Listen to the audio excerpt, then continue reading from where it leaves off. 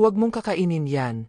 Isang sigaw na bumasag sa katahimikan ng marangyang hapagkainan, at sa loob ng 15 segundo, nagbago ang takbo ng buhay ng isang bilyonaryo. Sa pagitan ng kumikislap na kubyertos at malamig na papel ng ulat na hawak niya, may lihim na handang pumatay hindi lang ng katawan, kundi ng tiwala, pag-ibig, at isang kasal na akala niya ay perpekto. Tahimik ang bulwagan ng mansyon ni Gabriel Monteverde, isang kilalang bilyonaryong Pilipino na nagmula sa hirap at umangat sa mundo ng negosyo. Ang kisam ay mataas, sinasalamin ng kristal na chandelier, ang malamlam na ilaw na parang bituin sa gabi. Sa mahabang mesa, nakaupo si Gabriel, suot ang paborito niyang navy blue na Americana, hawak ang tinidor na may maliit na hiwa ng stick. Sa harap niya, ang plato ay inihain ng perpekto, malinis, mabango, at mukhang ligtas. O iyon ang akala niya. Sa kaliwa niya, nakatayo si Rosa, ang kasambahay na halos 2 dekada nang naglilingkod sa pamilya Monteverde. Maliit ang pangangatawan, may mga linya ang mukha mula sa pagod at edad. Ngunit ang mga mata niya ay matalim at puno ng malasaki. Siya ang unang pumasok sa kusina kanina, siya rin ang nakapansin sa kakaibang amoy na hindi maipaliwanag. At ngayon, nanginginig ang kamay niyang nakaturo sa plato habang sumisigaw, "Sir, huwag po. Huwag ninyong kakainin yan." Sa kanan ni Gabriel, naroon si Bianca Monteverde, ang kanyang asawa. Maganda, elegante, suot ang asul na bestida na bumabagay sa kanyang kutis. Ngunit sa likod ng kinis ng mukha, may bakas ng pagkabigla at takot. Napalapit siya kay Gabriel, hinawakan ang braso nito. "Anong ibig sabihin nito, Rosa?" tanong niya, pilit pinapakalma ang sarili. Huminto ang oras sa sandaling iyon. Dahan-dahang ibinaba ni Gabriel ang tinidor. Sa kabilang kamay niya, hawak niya ang papel na kakatanggap lang mula sa kanyang personal assistant, isang dokumentong hindi niya inaasahang babasahin habang hapunan. Nakasulat sa itaas ang salitang kinatakutan niya, Toxicology Report. At sa ibaba, malinaw at walang paligoy-ligoy, Poison Detected. "Bianca," mahina niyang sabi, halos pabulong. May nakita sila. Nanlaki ang mga mata ni Bianca. "Ano? Anong ibig mong sabihin?" Nanginginig ang boses niya, ngunit hindi niya binitawan ang kamay ng asawa. Lumapit si Rosa, huminga ng malalim. "Sir, kanina pa po masama ang pakiramdam ko. May kakaibang amoy ang sarsa." "Hindi po ako mapakalikaya," naputol ang salita niya, nangingilid ang luha. "Mabuti na lang po at dumating ang report bago kayo kumain." Naupo si Gabriel ng mas maayos, pinili iproseso ang lahat. Ang hapag na dati simbolo ng tagumpay at katahimikan ay biglang naging entablado ng panganib. "Sino?" tanong niya sa sarili, ngunit sapat ang lakas para marinig ng dalawa. "Sino ang gagawa nito?" Hindi sumagot si Bianca. Tahimik siyang nakatingin sa plato, para bang may hinahanap na sagot sa pagitan ng mga hiwa ng karne at gulay. Sa loob ng maraming taon ng kanilang pagsasama, hindi niya naisip na darating ang gabing ganito, na ang hapunan nilang mag-asawa ay magiging simula ng isang bangungo. Bumalik sa alaala ni Gabriel ang mga unang taon niya, ang pagiging anak ng isang super, ang pagtitinda ng candy sa kalsada, ang pangarap na balang araw ay magkakaroon ng buhay na hindi kailangang magbilang ng bariyang natitira. Naabot niya ang lahat ng iyon. Ngunit kasabay ng tagumpay, dumami rin ang mga taong nakapaligid. Ang ilan ay may lihim na inggit, ang ilan ay may layuning hindi niya nakita. "Rosa," sabi niya, mas matatag na ang boses. "Sigurado ka ba?" Tumango ang kasambahay. "Opo, sir. Hindi ko po kayo ilalagay sa panganib. Kayo po ang nagbigay ng buhay sa pamilya ko." Huminga ng malalim si Gabriel. Tumingin siya kay Bianca, hinanap ang katiyakan sa mga mata nito. "Mahal, kailangan nating malaman ang totoo." Tumango si Bianca, ngunit may anino ng takot sa kanyang ngiti. "Ang totoo," sagot niya, ngunit may bahagyang pag-aatubili sa dulo ng kanyang tinik. Tumayo si Gabriel. Ang tunog ng kanyang upuan ay umalingaw-ngaw sa bulwagan. "Simula ngayong gabi," sabi niya, "walang aalis, walang gagalaw nang hindi ko nalalaman. Tatawagin ko ang doktor at ang abogado ko. At gusto kong malaman kung paano napunta ang lason sa pagkain ko." Tahimik na lumabas si Rosa upang sundin ang utos. Naiwan si Gabriel at Bianca sa mesa, magkatapat, parang unang beses na nagkatinginan bilang mag-asawa, may pagitan na hindi na kayang punuin ng mga alaala ng nakaraan. "Gabriel," mahina ang boses ni Bianca. "Naniniwala ka ba sa akin?" Hindi agad sumagot si Gabriel. Tumingin siya sa papel na hawak pa rin niya, saka sa plato, saka sa mukha ng babaeng minahal niya. "Gusto kong maniwala," sagot niya sa wakas. "Pero ngayong gabi, ang tiwala ay parang salamin, isang bitak lang, at mahirap ng buuin. Sa labas ng mansyon, umuulan ng marahan. Ang bawat patak ay parang orasan, nagbibilang ng mga sandaling papalapit sa isang katotohanang hindi niya inaasahan. Sa loob, nagsimula ng mabuo ang mga tanong na magpapabago sa kanyang buhay, mga tanong na hindi lang tungkol sa lason, kundi tungkol sa kung sino talaga ang mga taong pinakamalapit sa kanya. At sa gitna ng katahimikan, malinaw ang isang bagay, ang sigaw ni Rosa ay hindi lang nagligtas sa kanyang buhay. Binuksan nito ang pinto sa isang lihim na matagal nang nagkukubli sa likod ng kayamanan, pag-ibig, at pangakong akala niya'y totoo. Word count, 2015. Hindi na muling bumalik ang dating katahimikan sa mansyon, matapos ang gabing iyon. Kinabukasan, tila mas mabigat ang hangin, parang may mga matang nakamasid sa bawat galaw. Maagang nagising si Gabriel Monteverde, hindi dahil sa alarm, kundi dahil sa paulit-ulit na bumabalik sa isip niya ang salitang nabasa niya sa ulat, poison detected. Para itong marka na nakaukit sa kanyang isipan, hindi mabura, hindi matakasan. Nasa opisina siya sa loob ng mansyon, nakaupo sa harap na malawak na bintana. Sa labas, tanaw ang hardin na dati nagbibigay sa kanya ng kapanatagan. Ngayon, parang wala ng kulay ang laha. Hawak niya ang tasa ng kape, ngunit hindi niya iniinom. Sa mesa, nakalatag ang kopya ng toxicology report, ilang papeles mula sa kanyang abogado, at isang maliit na recorder, para sa mga tanong na kailangan niyang sagutin at mga sagot na maaaring magwasak sa mundo niya. Kumatok ang pinto. Sir, maingat na sambit ni Rosa. Nandito na po si Doc Alvarez at si Atty. Reyes. Papasukin mo sila, sagot ni Gabriel, hindi inaalis ang tingin sa bintana. Pumasok ang dalawa. Si Doc Alvarez, ang matagal na niyang personal na doktor, ay may seryosong mukha. Si Atty. Reyes naman ay kalmado, ngunit halata ang pag-iingat sa bawat hakbang. Umupo sila sa tapat ni Gabriel. Docs, agad na tanong ni Gabriel, gusto kong marinig mula sayo. Gaano kalala ang nakita ninyo? Huminga ng malalim si Doc Alvarez. Kung nakain ninyo ang pagkain, Sir, malamang ay hindi na tayo nag-usap ngayon. Ang substance na nakita ay mabagal ang epekto, pero tiyak, hindi agad mararamdaman, pero kapag gumana na, mahirap nang pigilan. Napapikit si Gabriel. Sa loob ng ilang segundo, nakita niya ang sarili niyang nakahiga sa ospital, o mas masahol pa.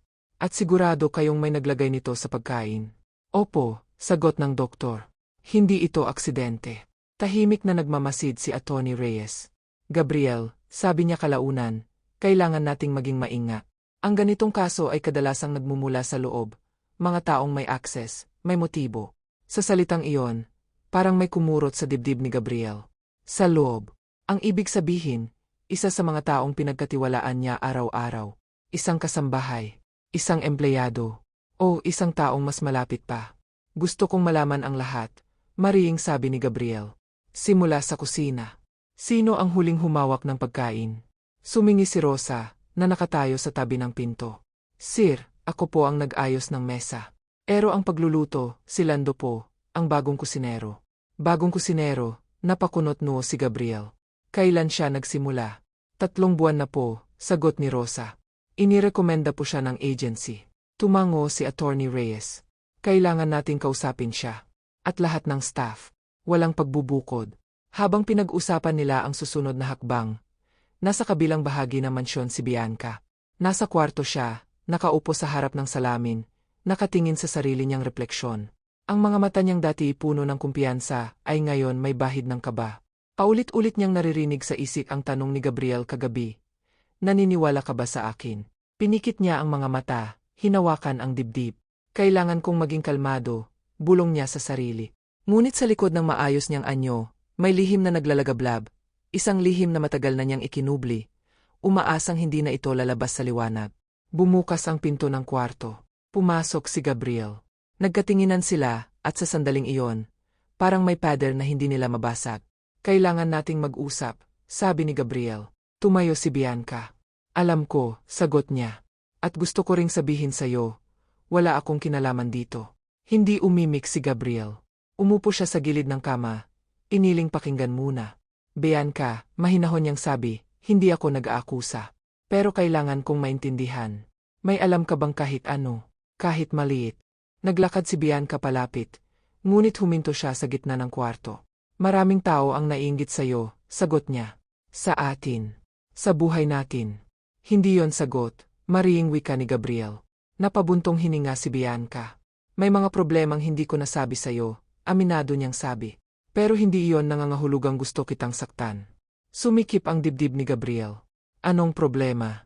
Tahimik si Bianca. Sa labas, narinig ang mahinang kulog. Parang sumasabay ang kalikasan sa tensyon sa pagitan nila. Samantala, sa kusina, tinipon ni Rosa ang mga kasambahay. Naroon si Lando, ang kusinero, halatang kinakabahan. Pawisan ang noo niya, at hindi mapakali ang mga mata. Lumapit si Atty. Reyes at nagsimulang magtanong, mahinahon ngunit diretso. Lando, sabi niya, may napansin ka bang kakaiba kagabi? Umiling si Lando. Wala po, sir. Ginawa ko lang po ang trabaho ko. May ibang pumasok ba sa kusina? Wala po akong nakita, sagot niya. Ngunit bahagyang umiwas ang tingin. Napansin yon ni Rosa. Sa tagal niya sa mansyon, natutunan niyang basahin ang kilos ng tao. At sa kilos ni Lando, may hindi tama. Sa opisina, binalikan ni Gabriel ang mga alaala ng nakaan. Ang mga negosyong tinanggihan niya, ang mga taong natalo niya sa korte, ang mga kaibigang naging kaaway. Lahat sila ay may motibo. Pero bakit sa ganitong paan? Bakit sa mismong hapag niya? Bumalik sa isip niya ang unang pagkikita nila ni Bianca. Isang simpleng babae noon, malayo sa mundo ng yaman. Minahal niya ito dahil sa pagiging totoo. Pero ang mga taon ay nagbago ng marami. Ang kayamanan ay parang apoy, nakakapagbigay ng init, pero kaya ring sumunog. Sa gabing iyon, muling nagsama-sama ang lahat sa bulwagan, ngunit wala ng pagkain sa mesa. Ang mga mata ng bawat isa ay puno ng tanong. Tumayo si Gabriel sa harap nila. Hindi ako galit, panimula niya. Pero hindi rin ako bulag. Hanggang hindi ko nalalaman ang totoo, walang aalis sa mansyong ito. May mga napalunok, may mga umiwas ng tingin. At sa likod ng lahat, may isang lihim na unti-unting lumalapit sa paglalantad. Habang nagsasalita si Gabriel, palihim na nagkrus ang mga kamay ni Bianca. Sa kanyang isip, may bumubulong, hindi pa ngayon, hindi pa dapa. Ngunit ang oras ay hindi humihinto. At ang katotohanan, gaano man katagal itago, ay laging nakakahanap ng paraan upang lumabas, kahit pa kailangan nitong wasakin ang lahat ng pinanghahawakan mo. Lumalim ang gabi, at sa mansyon ni Gabriel Monteverde, parang lalong sumikip ang bawat sulok. Walang umalis, walang pumasok. Ang mga ilaw ay bukas kahit hating gabi na, at ang mga yabag sa pasilyo ay tunog ng kaba. Sa bawat oras na lumilipas, mas ramdam ng lahat na hindi na ito simpleng investigasyon, isa na itong pagsubok ng konsensya. Nasa maliit na silid si Lando, ang kusinero, nakaupo sa harap ng mesa. Nakayuko siya, hawak ang basong tubig na nanginginig sa kanyang kamay.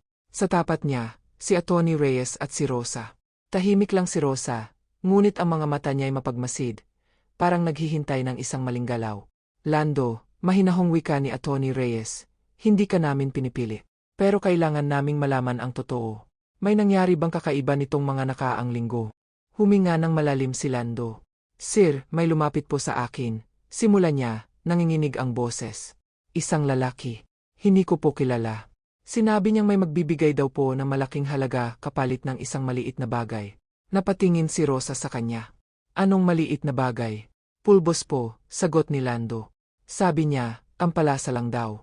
Para raw mas maging masarap ang pagkain. Tumahimik ang silid. Tinanggap mo? Tanong ni Atty. Reyes, diretso. Umiling si Lando, halos mapayak. Hindi po. Natakot po ako. Kaya itinapon ko po yon. Pero, hindi ko po sinabi kahit kanino. Sa sandaling iyon, may bahagyang ginhawa sa dibdib ni Rosa. Ngunit kasabay nito, mas lalo lang dumami ang tanong. Kung itinapon nga ni Lando ang pulbos, paano napunta ang lason sa pagkain? Samantala, sa kabilang bahagi ng mansyon, nakaupo si Gabriel sa library. Napapalibutan siya ng mga aklat na minsan niyang tinuring na mga kaibigan, mga tahimik na saksi sa kanyang mga desisyon sa buhay. Gayon, kahit ang mga pahina ay parang may binubulong na babala, pumasok si Bianca, dahan-dahan. Gabriel, mahina niyang tawag. Hindi siya tumingin. May sasabihin ka na ba? Tanong niya, walang galit, ngunit malamig. Umupo si Bianca sa tapat niya. May isang bagay akong dapat aminin, sabi niya. At natatakot ako sa magiging reaksyon mo. Sa wakas, tumingin si Gabriel sa kanya. Mas natatakot akong hindi mo sasabihin, sagot niya. Huminga ng malalim si Bianca. May utang ako, diretsahan niyang sinabi. Malaki. At hindi ko alam kung paano ko ito babayaran. Napakunot noo si Gabriel. Utang ka. Bakit hindi mo sinabi sa akin? Dahil ayokong makita mo akong mahina, sagot niya. Akala ko kaya kong ayusin. Pero lumala. May kinalaman ba ito sa nangyari? Tanong ni Gabriel, pinipigilan ang emosyon. Umiling si Bianca. Hindi ko alam. Pero may mga taong naniningil. Mga taong hindi mo gugustuhing makaharap. Sa labas ng library, nakikinig si Rosa, hindi sinasadya. Ang bawat salita ay parang piraso ng puzzle na unti-unting nagkakabit-kabit. Kinabukasan, dumating ang balita na mas nagpalala ng sitwasyon. Tinawagan si Gabriel ng isa sa kanyang security heads. Sir, may nakita po kaming kahina-hinalang transaksyon. May malaking halaga na pumasok sa isang account na konektado sa Bianca. Parang binuhusan na malamig na tubig si Gabriel. Sigurado ka? Opo, sir.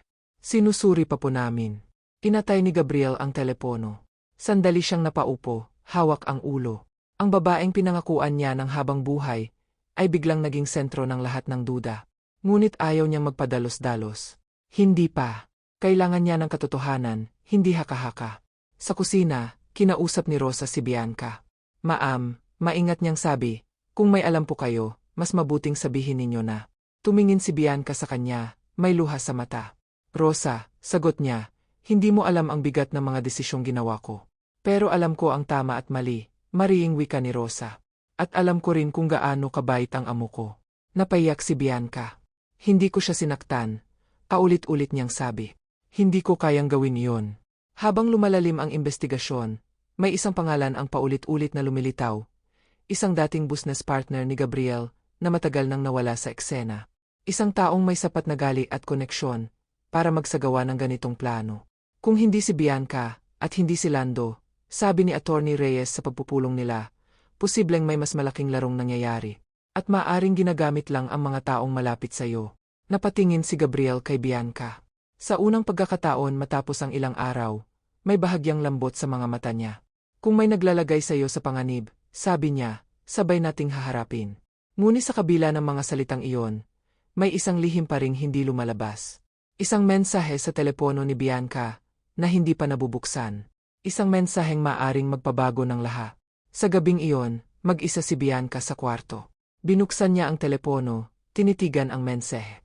Nanginginig ang daliri niya, bago niya ito binuksan. Sa loob ng ilang segundo, nabasa niya ang mga salitang matagal na niyang kinatatakutan. Handa na ang susunod na hakbang. Hindi na kami maghihintay. Napaupo siya sa kama, napahagulgol. Alam niyang wala na siyang oras. At sa labas ng pinto, may mga yapak na papalapit, mga yapak na maaaring magdala ng kaligtasan o ng tuluyang pagkawasa. Hindi na nakatulog si Bianca ng gabing iyon. Paulit-ulit na bumabalik sa isip niya ang mensaheng nabasa, parang multong bumubulong sa dilim. Sa bawat minuto, mas nararamdaman niya ang pagkipot ng mga pagpipilian. Sa labas ng kanyang kwarto, tahimik ang pasilyo, ngunit alam niyang ang katahimikang iyon ay pansamantala lamang. May paparating. Palagi namang may paparating kapag may lihim na matagal mong tinatakbuhan. Samantala, nasa opisina si Gabriel, nakatingin sa mga dokumentong halos hindi na niya maintindihan. Hindi dahil sa hirap ng nilalaman, kundi dahil sa bigat ng damdaming bumabalot sa kanya. Ang mga numero, ang mga kontrata, ang mga pangalan, lahat ng ito'y dati niyang kinokontrol. Ngunit ngayon, ang sarili niyang mundo ang tila, wala na siyang hawak. Pumasok si Attorney Reyes, dala ang seryosong mukha na ayaw nang magpanggap. Gabriel, wika niya, kailangan kitang kausapin. Tumango si Gabriel. May bago ka na namang nakita. May koneksyon ang dating business partner mo, diretsahang sabi ng abogado. At hindi lang siya. May network. At mukhang ginagamit nila ang kahinaan ng mga taong malapit sa iyo. Napapikit si Gabriel. Si Bianca ba? Mahina niyang tanong. Hindi pa natin masasabing may kasalanan siya, sagot ni Attorney Reyes. Pero malinaw na may puwersang pumipilit sa kanya. Tumayo si Gabriel, naglakad patungo sa bintana. Sa labas, nagsisimula ng magbukang liwayway. Kung may nananako sa asawa ko, sabi niya, gagawin ko ang lahat para protektahan siya. Kahit pa ang sarili ko ang malagay sa panganib. Sa kusina, nagkakape si Rosa, hawak ang rosaryo na matagal na niyang sandigan sa oras ng kaguluhan. Sa loob ng maraming taon ng paglilingkod, nakita na niya ang iba't ibang anyo ng problema. Pero ito ang pinakamabiga. Hindi lang ito tungkol sa amo niya. Tungkol ito sa pamilya. Biglang may kumatok sa likod ng bahay. Isa sa mga security guards ang sumilip at agad lumapit kay Rosa. May dumating, sabi niya. Isang delivery. Walang pangalan. Kinabahan si Rosa. Saan galing? Hindi malinaw, sagot ng guard. Pero gusto raw pong siguraduhin na si Maam Bianca ang tatanggap. Agad na kumabog ang dibdib ni Rosa. Hindi, Mariing, sabi niya. Walang tatanggap niyan hanggat hindi alam ni Sir Gabriel. Ipinatawag si Gabriel. Pagdating niya, nakapwesto na ang security sa paligid ng kahon. Maliit lang ito, simpleng karton, ngunit parang naglalaman ng isang banta na mas malaki kaysa sa sukat nito. Buksan, utos ni Gabriel, ngunit handa ang lahat. Dahan-dahang binuksan ang kahon. Sa loob, walang bomba, walang sandata, kundi isang lumang relo. Ang relo na matagal nang nawala. Ang relo ng ama ni Bianca. Nanlaki ang mga mata ni Bianca nang makita yon. Hindi, mahina niyang sambit. Ibig sabihin nito, alam nila. Tumingin si Gabriel sa kanya. Ano ang alam nila, Bianca? Napaupo si Bianca, tila nawalan ng lakas. Ang utang ko, umamin siya. Hindi lang pera. May dokumentong kinuha sa akin. Isang access code sa isa sa mga lumang account ng kumpanya mo. Akala ko wala nang silbi yon. Akala ko tapos na. Tahimik ang lahat. At kapalit, tanong ni Gabriel. Ang katahimikan, sagot niya, umiyak. At ang kaligtasan ng pamilya ko. Naramdaman ni Gabriel ang halo ng galit at awa. Bakit hindi ka lumapit sa akin? Tanong niya, masakit ngunit hindi pa sigaw. Dahil natakot ako, sagot ni Bianca. Na baka sa pagkakataong iyon, mawala na ang lahat. Sa gitna ng pag-amin, dumating ang balita mula sa security team. May nakitang kahina-hinalang sasakyan sa labas ng compound. Agad na nag-utos si Gabriel na higpitan ang seguridad. Sa kwarto ni Bianca, kinausap siya ni Rosa ng mag-isa. Maam, sabi niya, ang katotohanan ay mas magaan dalhin kapag hindi ka nag-iisa. Tumingin si Bianca sa kanya, may halong pagod at pasasalamat. Salamat, Rosa, sagot niya. Kung hindi ka sumigaw noong gabing iyon, wala na siguro ako ngayon. Sa labas, nagtipon sina Gabriel, at Tony Reyes, at ang security head. Handa na sila, sabi ng security. At mukhang gusto nilang magmadali. Tumango si Gabriel. Kung gusto nila ng laban, sabi niya, ibibigay ko. Pero sa paraan na hindi na sila makakabalik. Gumawa sila ng plano, isang pain, isang pagkukunwaring pagsunod, para mailantad ang mga nasa likod ng lahat. Ngunit malinaw kay Gabriel, ang pinakamahalaga ay ang kaligtasan ng mga taong mahal niya. Sa gabing iyon, muling nagkatinginan sina Gabriel at Bianca sa parehong bulwagan kung saan nagsimula ang lahat. Walang pagkain sa mesa, walang karangyaan, tanging katotohanan. Hindi kita iwan, sabi ni Gabriel. Pero kailangan mong magtiwala sa akin. Tumango si Bianca, may luhan ngunit may tapang. Handa na akong harapin ang lahat, sagot niya. Kahit ang mga pagkakamali ko. Sa dilim ng gabi, gumalaw ang mga anino sa labas ng mansyon. Ang huling yugto ay papalapit na. At sa pagkakataong ito, hindi na sila tatakbo palayo sa katotohanan. Hahawakan na nila ito, anuman ang kapalit. Dumating ang gabi na matagal ng kinatatakutan, at matagal ding pinaghahandaan. Tahimik ang mansyon, ngunit ang katahimikan ay hindi na nakakapanlinlang. Sa bawat sulok, may matang nagbabantay. Sa bawat pintuan, may kwentong handang magbukas. Para kay Gabriel Monteverde, malinaw na ang huling hakbang ay hindi tungkol sa paghihiganti, kundi sa katotohanang kailangang ilabas sa liwanag. Sa loob ng opisina, nakaupo si Gabriel kasama si Attorney Reyes at ang security head. Nasa mesa ang plano, simple, diretso, at delikado. Magpapadala sila ng mensahe, isang huwad na pagsang-ayon. Isang pangakong ibibigay ang hinihingi kapalit ng katahimikan. Ngunit ang totoo, bawat galaw ay minamanmanan, bawat salita ay may kapalit na ebidensya. Sigurado ka ba? Tanong ni Attorney Reyes. Tumango si Gabriel. Hindi na ako tatakbo. Sapat na ang takot. Panahon na para matapos. Sa kabilang kwarto, naghahanda si Bianca. Hindi na siya ang babaeng nanginginig sa harap ng salamin. May bakas pa rin ng pangamba, ngunit may bago sa kanyang mga mata, paninindigan. Lumapit si Rosa, inayos ang buhok niya, parang isang ina na nagpapalakas ng loob ng anak. Maam, sabi ni Rosa, hindi ka nag-iisa. Ngumiti si Bianca, may luhan ngunit matatag. Salamat, Rosa. Sa lahat. Pagsapit ng 10:00 ng gabi, dumating ang mensahe. Isang lokasyon, isang oras, isang huling tagpo. Ang lugar ay isang lumang bodega sa labas ng lungsod. Dating pag-aari ng kumpanyang minsang pinagsaluhan ni Gabriel at ng dating business partner na matagal nang nawala sa eksena.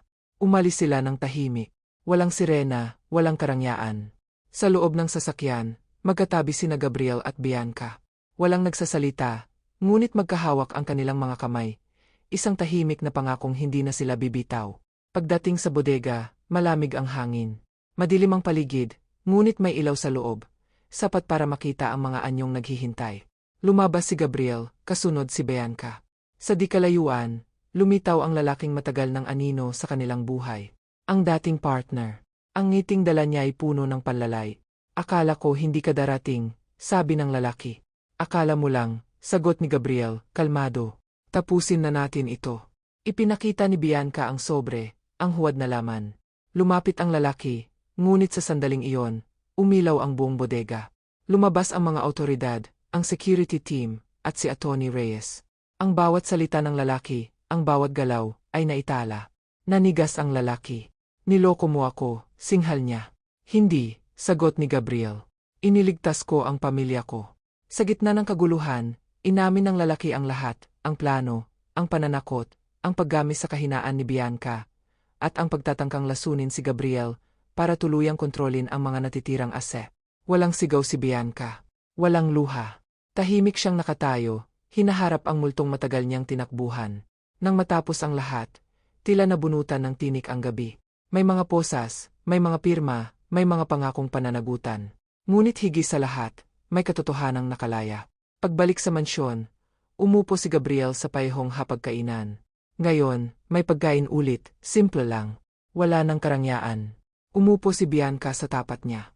Naroon si Rosa, nakangiti sa malayo. Salamat, sabi ni Gabriel kay Bianca, taos puso. Sa pagpili ng katotohanan. Salamat din, sagot ni Bianca. Sa pagpili sa amin. Lumipas ang mga buwan. Unti-unting bumalik ang normal na buhay, ngunit mas payak, mas totoo. Inayos ni Bianca ang kanyang mga pananagutan, humarap sa mga pagkakamali, at nagsimula muli.